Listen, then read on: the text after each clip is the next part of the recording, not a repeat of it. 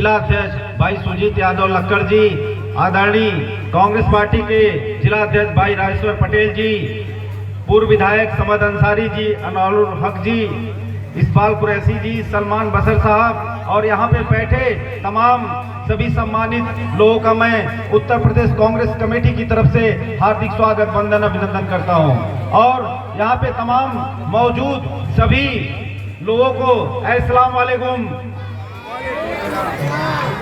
और अभी तुषार गांधी बोल रहे थे और चले गए, मैं उनकी बात से अपनी बात को जोड़ते हुए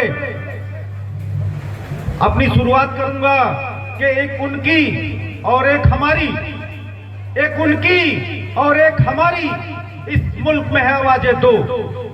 एक उनकी और एक हमारी, इस मुल्क में है आवाजें दो।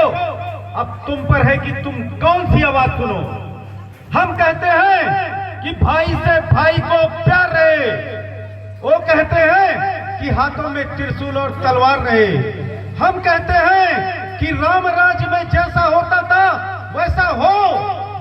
वो कहते हैं अगर हंगामा होता है तो होने दो। इस मुल्क में है आवाजें दो। अब तुम पर है कि तुम कौन सी आवाज सुनो।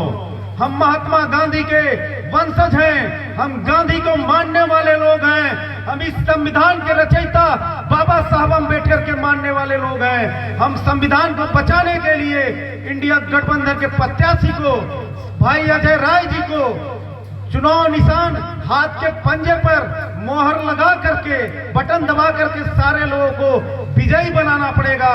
तभी जाकर के इस देश का संविधान और इस बनारस की जो कौमी एकता है, भाईचारा है, उसको बचाने का समय आ गया है। कौमी एकता की अभी बात सलमान बसर साहब कर रहे थे।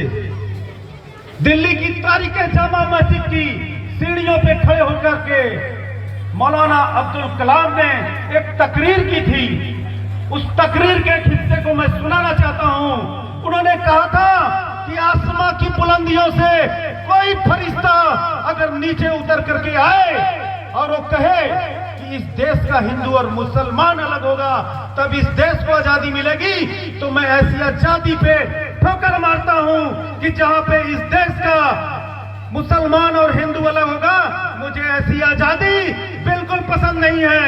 मैं मौलाना अब्दुल कलाम को इस्तेमाल करता हूं और नमन करता हूं कि उन्होंने इस देश के भाईचारे के लिए, इस देश की अमन शांति के लिए उन्होंने इस अपनी तकरीर को की थी। और 2014 में हमारी आपकी गलतियों के नाते इस देश में एक ऐसा तानाशाह आता है जो झूठ बोलता है। झूठ बोल करके उसने कहा कि इस देश में 2 करोड़ नौकरियां मिलेंगी।